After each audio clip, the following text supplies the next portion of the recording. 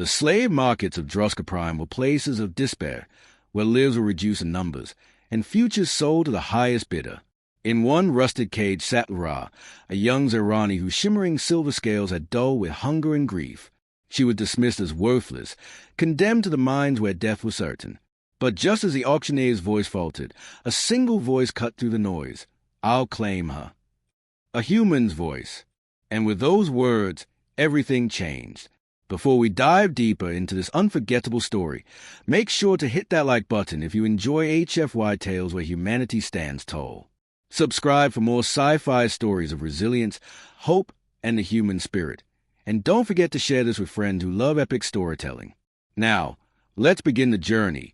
The slave market of Droska Prime stank of oil, fear, and rain. It wasn't just a place of trade.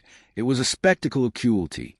Rows of cages lined the cracked stone square, each one crammed with beings of every imaginable shape and color. Shackles rattled whenever someone shifted, and the cries of children tangled in the air with the guttural laughter of traders. Above it all, the crimson banners of the Dominion flapped, proud and merciless, reminding everyone that this suffering was sanctioned, legal, and profitable. For the locals, this was routine. For the prisoners, it was the end of their world. Each cage held a story, warriors brought low, scholars silenced, children who had never known freedom. To the crowd, they weren't people. They were lots, numbers, flesh to be weighed against credits.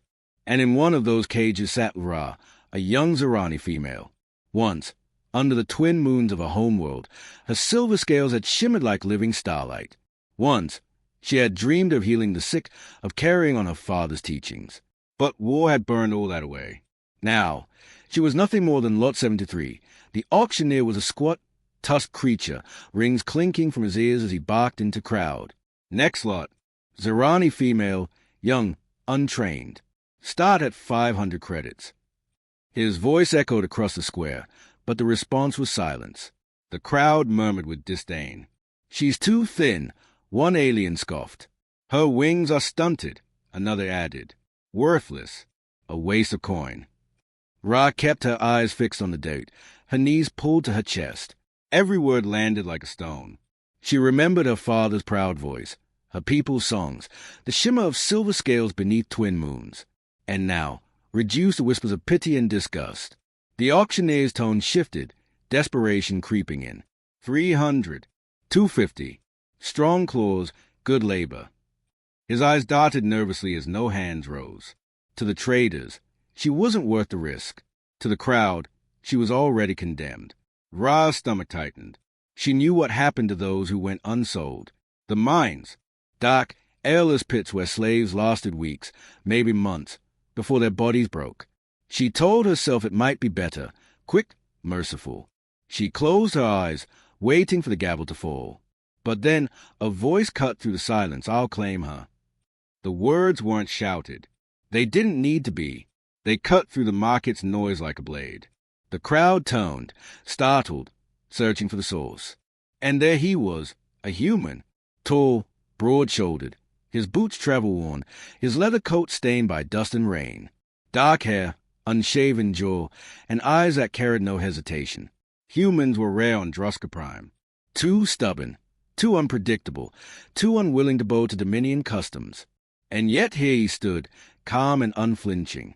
The auctioneer blinked in disbelief. "You'll claim her, for how much?" 200 credits. The man replied, steady as stone. Murmurs rippled through the crowd. Too low. An insult. But no other hands had risen. No one wanted Lot 73. The auctioneer hesitated, lips twitching, then slammed the gavel. "Sold." The cage door screeched open. Shackles clattered from her wrists. Ra stumbled forward, weak from hunger, and looked up at the stranger who had just bought her life. He met her gaze and spoke simply. "My name's Jason." No ceremony, no cruelty, just a name. And in that moment, the chains around her heart felt heavier than the ones that had fallen to the ground. Rain fell as Jason led her out of the market, his stride steady, haze unsteady. The dust washed from her dull silver scales, but the weight in her chest remained. She rasped through a dry throat. "Why? Why would you claim me?" Jason didn't look back. His voice was calm, almost too simple, because no one else did. Her fangs bared in a reflexive snarl. Pity, then? No, his tone didn't waver. Because you deserve better than that place. And because I don't believe in leaving people behind. The words unsettled her more than cruelty ever had. Humans were supposed to be opportunists, reckless explorers who grasped at fortune and glory, not rescuers, not saviors. And yet here was one, offering her food, water, and, most shocking of all, silence. He didn't press her to speak. He didn't demand thanks. When they reached his ship, the Resolute, he gave her a small cabin. Bare, but private. You're free here. Eat. Rest. No one owns you. Her claws curled tight. You paid for me. That makes you my master. Jason shook his head. Not how it works. I didn't buy you to own you. I bought you to save you.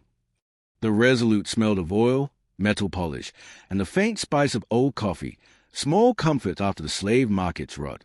It was not a grand liner. It was a working ship, patched in places, clever where it needed to be. Pipes ran along the ceiling like vines. A humming engine kept the vessel alive. Jason moved through it with the easy confidence of someone who knew every loose bolt and shortcut. He showed Ra the galley where he heated stew in dented pots, the cramped engine room where sparks sometimes flew, the cockpit lined with maps and the soft glow of star charts. Nothing aboard shouted wealth. Everything spoke of hands that had fixed, fought, and refused to give up. He treated her as if she belonged. No awkward orders, no curt nods. He asked her for her opinion on routes, on supplies, even on the best way to secure a broken hatch. For Ra, this was foreign. People in markets bought labor. Captains gave orders. Here, her voice carried weight.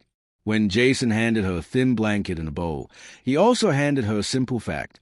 You get to decide what comes next. Was freedom simply the absence of chains, or something more subtle? Choice, trust, the chance to be seen again? Ra would learn the answer in time. Days turned into weeks aboard the Resolute. At first, Ra walked its corridors like a prisoner expecting the return of chains. Every kindness Jason showed made her wary. In the markets, kindness always had a price. But Jason never asked for anything. When she faltered at night, trembling from nightmares, he left a lamp burning outside her cabin. No words, no questions. One evening, as the stars wheeled across the viewport, Jason slid a datapad across the table toward her. Found these in the archives, he said casually. Medical texts.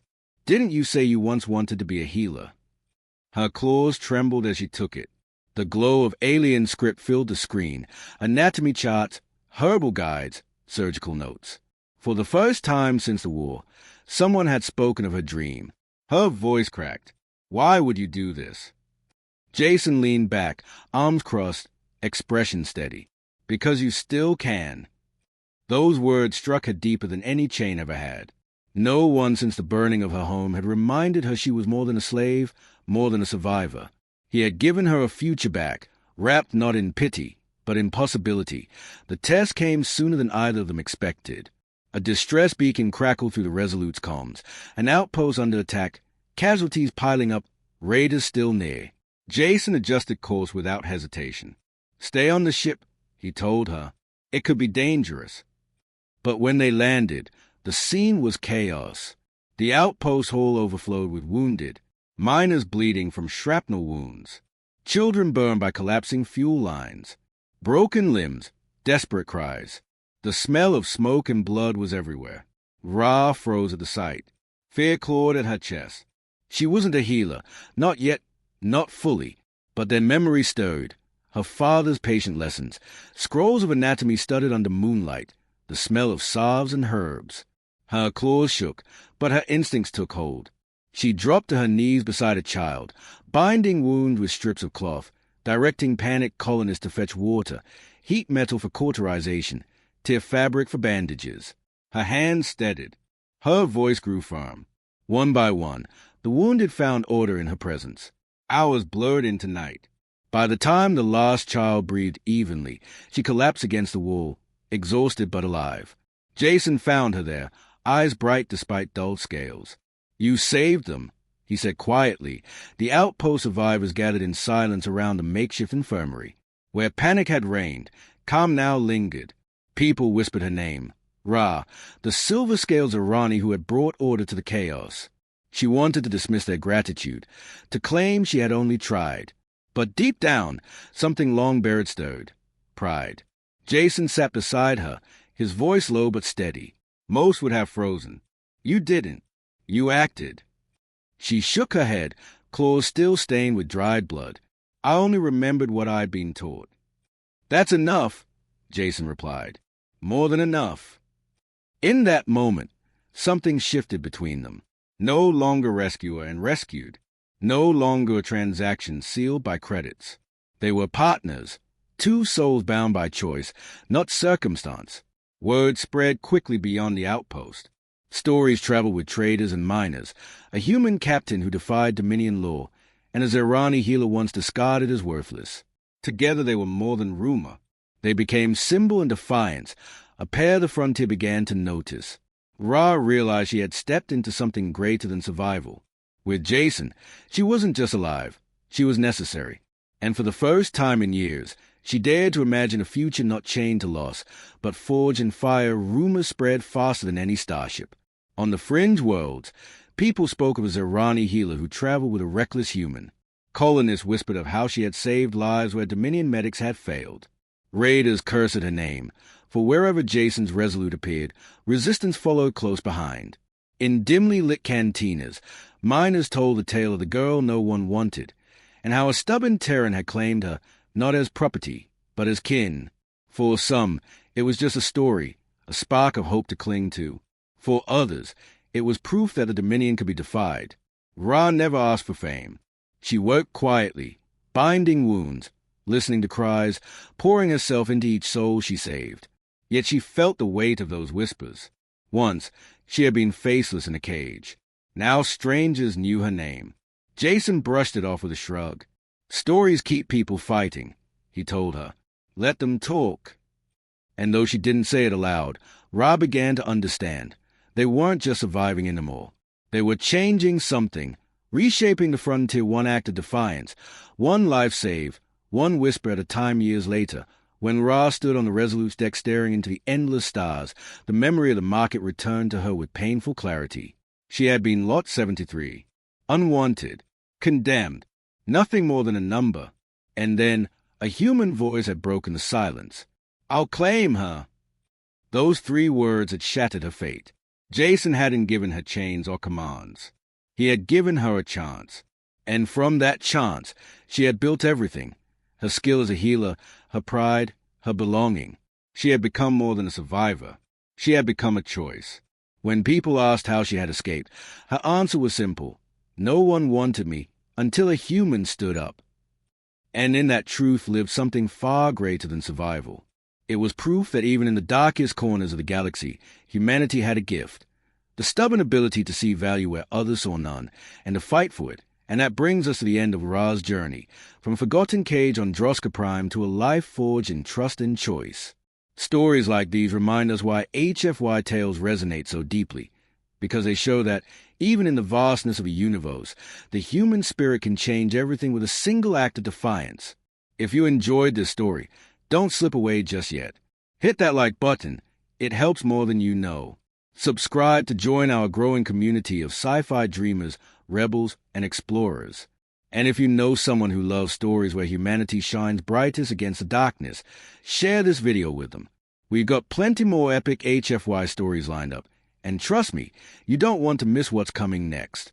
Until then, keep looking to the stars, and keep believing in the power of being human.